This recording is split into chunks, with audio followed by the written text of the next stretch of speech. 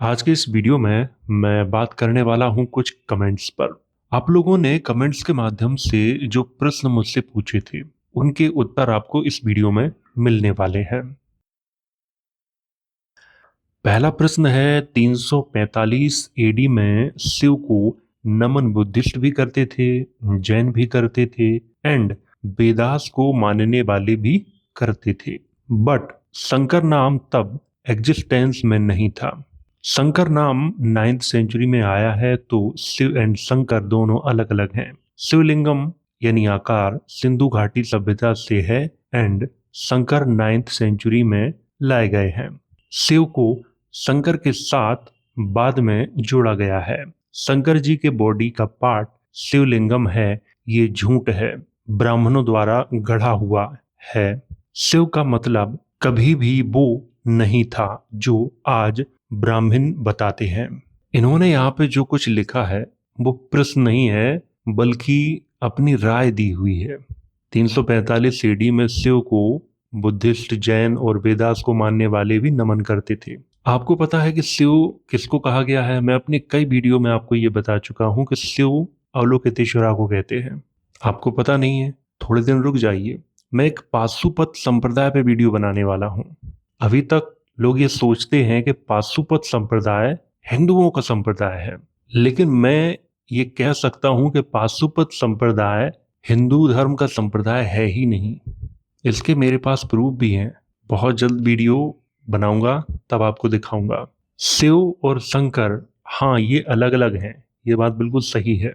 आजकल हम लोग शिव, शंकर और महेश्वर इनको एक ही मानते हैं, लेकिन ऐसा नहीं है। शंकर अलग हैं, शिव अलग हैं और महेश्वर अलग हैं। ये तीनों अलग अलग हैं। लेकिन आजकल क्या है कि जब कुछ समझ में नहीं आता धार्मिक लोगों को, तो फिर वो एक कहानी गढ़ लेते हैं और वो कहानी आपको बता देते हैं, और आप लोग भी इतने भोले भाले हो कि उस कहानी को इतिहास मान बैठते हो। यही यहाँ पे हुआ है। मैं पाशुपत संप्रदाय पे वीडियो बनाऊंगा, तब आपको अच्छे से समझा दूंगा इस विषय पे। अगला प्रश्न है, सर यदि तालगुंडा शिलालेख में 3 वेद शब्द है तो इसका मतलब यह है कि किसी किताब के नाम नहीं, साम, ऋग, यजुर, अथर्व आदि कोई किसी संगठन के नाम है या किसी आदमी के नाम है। यदि उस समय ये वेद होते तो साउथ में कोई स्क्रिप्ट भी मिलती, फिर 1464 में स्क्रिप्ट कैसे मिली है? यानी 1464 के पहले के ये सब नहीं होंगे। पहले तो लिखा आपने बहुत ही कठिन तरीके से है, जिसको पढ़ना बिल्कुल भी आसान नहीं है। अगर तालगुंडा इंस्क्रिप्शन में, जैसा कि मैंने पिछला वीडियो अभी बनाया था इस विषय पे, और उस वीडियो में मैंने ये भी बताया था कि मूल लेख नहीं है ये अनुवाद है शिलालेख का, और वो शिलालेख बहुत ही विवादित है। कुछ इतिहासकार उसे 1189 का मानते हैं। ये बात कहना मैं उस वीडियो में भूल गया था। और 3 वेद शब्द आया है, तो उस समय शायद लिपिबद्ध न किए गए हों। ये लिपिबद्ध इनको कब किया गया, ये कह पाना बहुत कठिन काम है। मैंने अपने कई वीडियो में आप लोगों से कहा है कि संस्कृत भी यहाँ 2 प्रकार की थी। एक तो बुद्धिस्ट हाइब्रिड संस्कृत, जिसमें बौद्धों की सबसे ज्यादा पांडुलिपियां लिखी हैं, उन्हें भी हमें समझना पड़ेगा। और उस लिपि में वेद पुराण नहीं लिखे गए हैं। आज उनका हमारे पास कुछ भी प्रमाण नहीं है।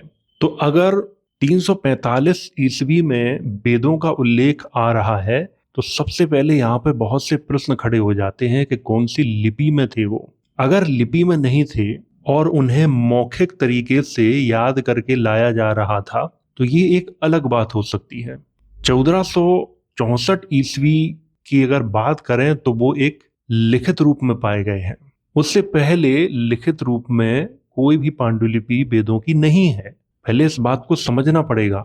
वो कई बौद्ध ग्रंथों में वेदों का नाम भी आया है। जब मैं त्रिपिटक आपको पढ़ाऊंगा, तब इस विषय पे विस्तार से चर्चा करूंगा। धैर्य रखो, सब बताऊंगा आपको। जैसे अल्बेरुनी ने अपने यात्रा विवरण में स्वयं ही ये लिखा है कि ब्राह्मण लिखने से बहुत डरते हैं और वो लिखते नहीं हैं। अगला प्रश्न है, इस शिलालेख से क्या ये भी निष्कर्ष निकलता है कि साम, ऋग और यजुर ये बुद्धिस्टों के ग्रंथ हैं? मैं ये बात समझ नहीं पा रहा हूं कि आपको मैं कई बार ये चीज बता चुका हूं कि ये महायानी ही हैं, लेकिन आप लोग समझते ही नहीं हो। अभी कुछ समय पहले मैंने एक वीडियो बनाया था, उसमें मैंने आप लोगों को ये बताया था कि द्वितीय बौद्ध संगीति के दौरान जो बुद्ध का जो संघ था उसमें फूट पड़ गई थी, वो दो भागों में बट गया था। एक तो वो थे जो परिवर्तन में विश्वास रखते थे, और दूसरे वो थे जो परिवर्तन में विश्वास नहीं रखते थे।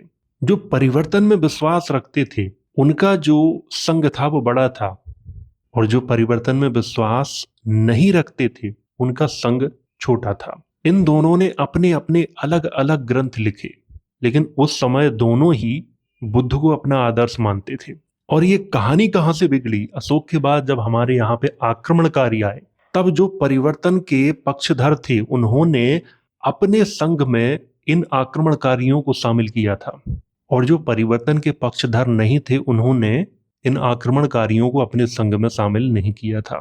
यही लड़ाई आज तक जारी है, और इनके अलग अलग ग्रंथ हैं। मैं आपको अपने कई वीडियो में ये भी बता चुका हूं कि आज जो हिंदू हैं वो बुद्ध की ही पूजा करते हैं, बस नाम उन्होंने अलग रखा हुआ है।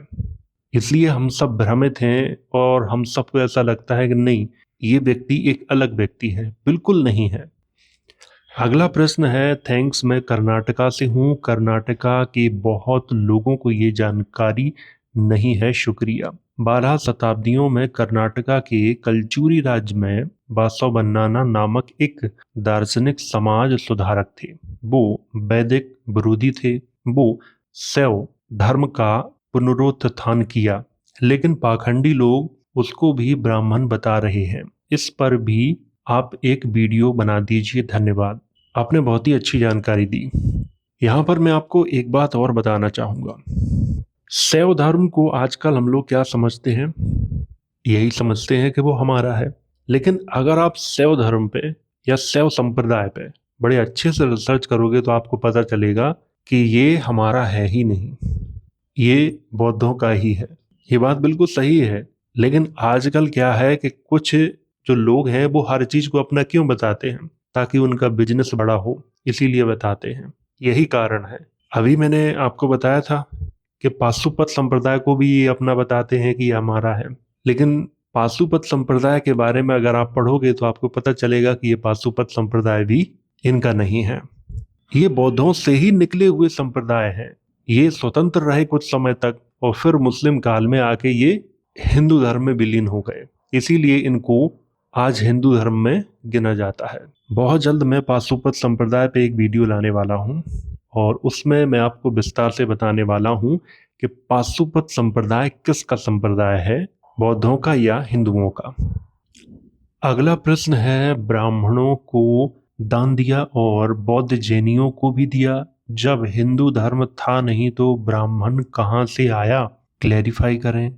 सबसे पहले तो मैं आपको बता देता हूँ कि जिस वीडियो के नीचे आपने कमेंट किया है उसमें मैंने तालगुंडा पिलर इंस्क्रिप्शन के बारे में जानकारी दी है। वो राजा महायानी राजा थे। वो राजा पाशुपत संप्रदाय को भी मानते थे, इसीलिए वहां पे शिव को नमन है ऐसा लिखा हुआ है। आपसे बस मैं इतना ही कहना चाहूंगा कि कुछ दिन वेट कीजिए, मैं एक वीडियो और लाने वाला हूं, तब विस्तार से उसमें जानकारी देने वाला हूं, क्योंकि अभी बहुत से लोग कंफ्यूज हो गए हैं। अगला प्रश्न है, सर मेरा गोत्र अत्रि है, शर्मा टाइटल है, उप्पल सवकास्ट है, तो क्या वो भी बुद्धिस्ट थे?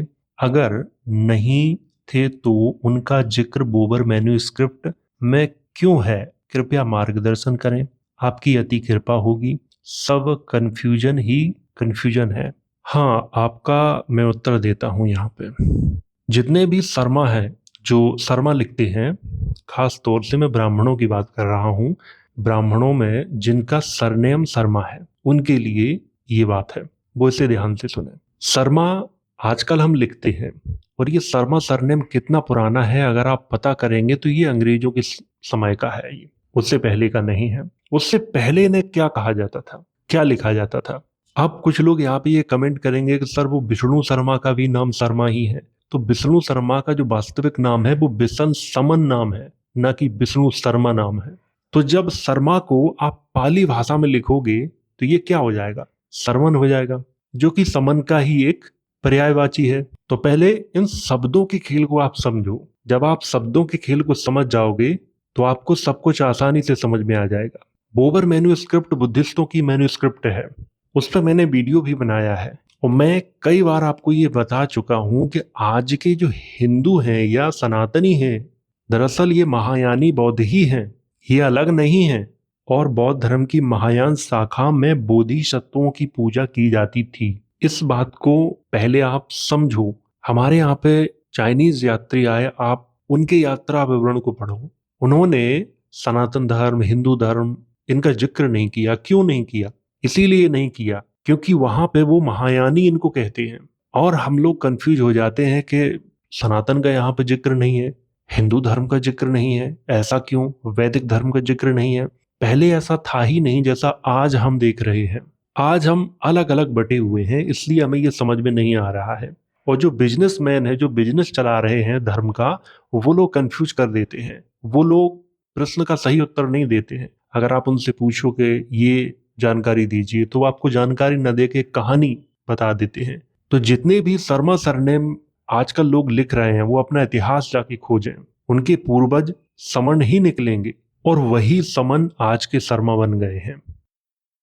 अगला प्रश्न है, सर जी आपने जो भी बताए भगवान महावीर के बारे में ये सब इंटरनेट से निकाल के और इतिहासकारों ने जो गलत इंफॉर्मेशन डाले हैं वो ही आप भी आगे बढ़ा दिए हो। सबसे पहले आपको ये बता दूं कि भगवान महावीर की शादी ही नहीं हुई, वो पुराण ब्रह्मचार का ही उपदेश दिए। वैसे इन्होंने कोई प्रश्न तो पूछा नहीं है, इन्होंने तो अपनी राय दी हुई है और राय में ये कहा है कि भगवान महावीर की शादी ही नहीं हुई थी। ये तो मैं नई बात सुन रहा हूँ और वो ब्रह्मचारी थे। अब इसके बारे में मैं कुछ ना ही कहूँ तो अच्छा है, वरना कुछ कहूंगा तो जैन लोग ये कहेंगे कि आप जैन धर्म के विरोधी हो। मैं किसी भी धर्म का समर्थक नहीं हूं और किसी भी धर्म का विरोधी नहीं हूं। अब आप देख लीजिए यहीं पर इन्होंने क्या लिखा है। ये मूल रूप से जैन है और जैन धर्म वालों के अंदर ही अगर गलत धारणा अगर बन गई है तो आप क्या कहोगे? ये मानते हैं कि भगवान महावीर की शादी नहीं हुई थी। पूरा इतिहास भरा पड़ा है, जैन ग्रंथ भरे पड़े हैं। इन्होंने जैन ग्रंथों को तो छोड़ो, कुछ भी नहीं पढ़ा है भगवान महावीर के बारे में, लेकिन ज्ञान तो इतना बड़ा दे दिया है कि कुछ पूछो ही नहीं। तो मैं चैनल ओनर से कहूंगा कि कृपया ऐसे जो प्रश्न है उनको शामिल नहीं किया करो, ये फालतू के प्रश्न है। अगला प्रश्न है, सर मैं आपका बहुत बड़ा गुरु मानता हूँ और आपका शिष्य बनना चाहता हूँ, क्या आपका नंबर मिल सकता है? मैं आपसे बस इतना ही कहूंगा कि मैं कोई धार्मिक गुरु नहीं हूँ, न साधु सन्यासी हूँ, क्योंकि शिष्य उन्हीं के होते हैं। मैं टीचर हूँ। आप मेरे शिष्य ना बने, बेहतर होगा कि आप खुद अपने पैरों पे खड़े हों और जानकारी को अच्छे से समझें। आपको किसी गुरु की आवश्यकता नहीं पड़ेगी। आगे आपने कहा है आपका नंबर मिल सकता है, तो मैं आपको बता दूं कि मैं मोबाइल का यूज नहीं करता हूँ। मेरा पर्सनल कोई नंबर नहीं है। कमेंट के रिप्लाई मैं कभी कभार देता हूँ, लेकिन ज्यादातर जो रिप्लाई है वो चैनल ओनर ही देते हैं। कभी कभार मैं दे देता हूँ। सोशल मीडिया में यूज नहीं करता हूँ। हाँ, यूट्यूब के वीडियो हैं वो थोड़ा देख लेता हूँ। और लास्ट में आपसे एक ही बात कहूंगा कि यहाँ पे कोई किसी का गुरु नहीं है। जब व्यक्ति किसी तथ्य को समझ नहीं पाता है तब वो दूसरे की सहायता लेता है, लेकिन जब व्यक्ति तथ्य को समझ लेता है तब उसे किसी और की सहायता नहीं लेनी पड़ती है।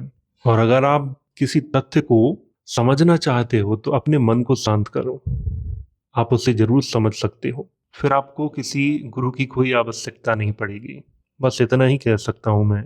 तो ये तो थे आप लोगों के प्रश्न, और अगर आपका कोई प्रश्न है तो कमेंट के माध्यम से आप मुझसे पूछ सकते हो। मैं वीडियो के माध्यम से आपके प्रश्न का उत्तर देने का प्रयास अवश्य करूंगा। तो वीडियो अगर अच्छा लगा हो तो इसे लाइक करें, शेयर करें। वीडियो देखने के लिए धन्यवाद।